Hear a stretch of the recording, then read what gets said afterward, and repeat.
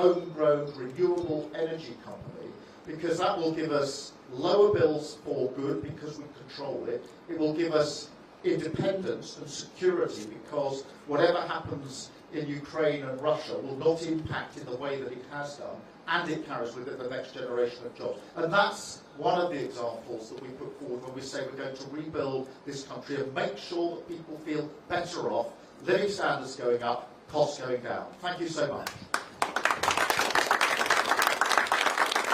I'm sorry if I'm not the order up there, but apologies. Are you concerned about reports that people have not been getting their postal votes in time to take part in this week's election? And also, I wonder if I could have your response to Conservative claims that spending time with your family on a Friday evening would make you a part-time Prime Minister. Well, look, on the serious part of your question, which was the first part, I am concerned about the postal ballots because it is really important in this election that every single person has the ability to vote, and I hope vote for change. And so I think it's on all of us, on a sort of non-party political basis, to say we must do everything we collectively can to ensure that those ballot papers get to people and they can fill them in and have the vote to which they are entitled, so that the country can move forward with the change that I hope will be delivered at this election. On the second part, look, this is just increasingly desperate stuff. I actually can hardly believe that 48 hours before an election, the Conservative Party has got nothing possible positive to say as they go into it. I've been arguing throughout this campaign, you'll have heard me many times say, they haven't changed, they're just the same, nothing's going to change, and they're proving it. Because they are not saying, look, if you vote Tory and vote Conservative on Thursday, these things will happen. They're just in this negative, desperate loop. And it is really desperate. My family is really important to me, as they will be to every single person watching this. And I just think it's increasing desperation, bordering on hysterical now. And I think I've got Channel 4. Gareth. I wonder if in the spirit of change I can lure you away from soundbites to a slightly more reflective answer. Some people are saying, as they watch events around Europe and in America, that maybe Brexit was Britain's populist rights moment, and we're through that, out the other end. If you're elected, that might be proof of that. Is that right, or is there still a populist far-right threat here?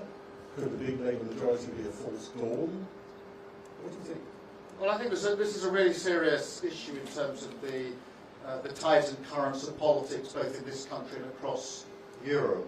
And, you know, I believe that there are many challenges in this country, across Europe, across the world, which are more volatile now than they've been for a number of years. And within that has been a loss of confidence in politics itself as the answer to those challenges, a sort of disaffection.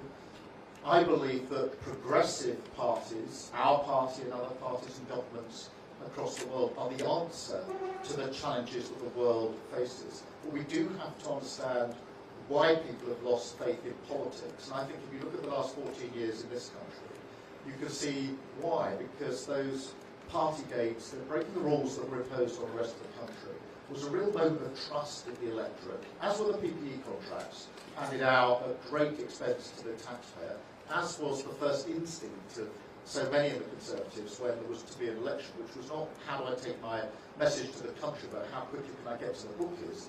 This goes really deep into the psyche, and that's why the change that we hope to bring about in this election, to return politics to service, is so important for the future of our country, but also so important to the point you put to me, which is how do we take on the sort of populism and nationalism that is taking hold in some places, and we can see that in Europe and other parts of the world. So there's a really serious political challenge here that we have to rise to, and that's why the first answer I gave in relation to the first change will be to return politics to service and ensuring that we have progressive answers to the challenges we face. Thank you all very much indeed. We've got a bit of time to ourselves now. Thank you.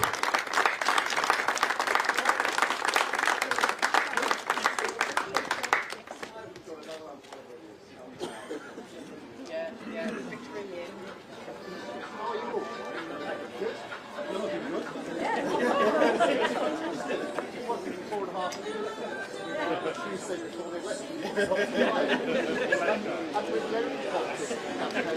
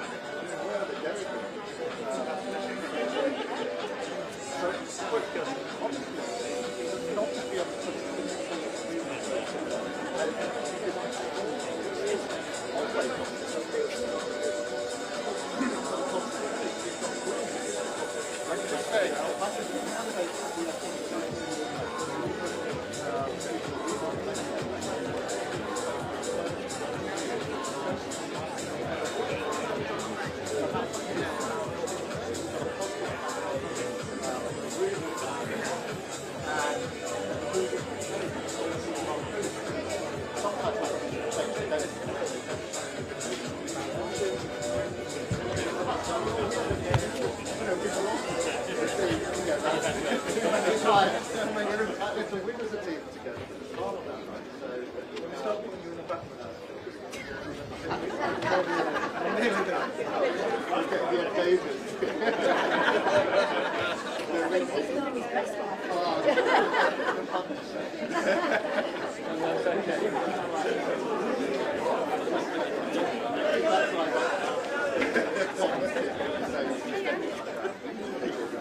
But you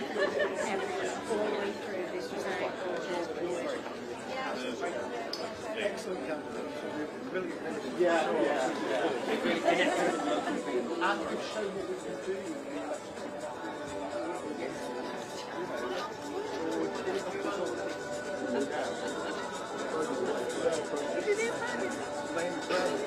Yeah, but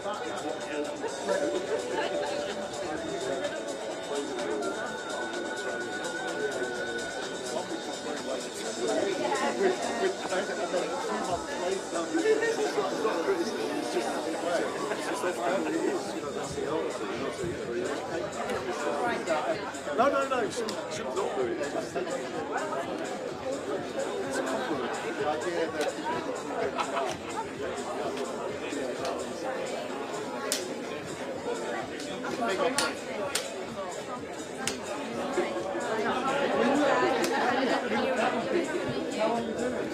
how are you all doing?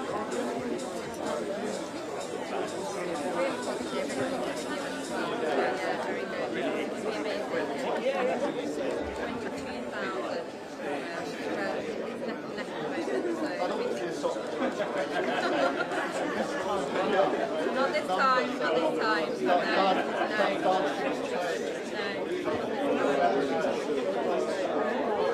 What a It would be amazing. Yeah,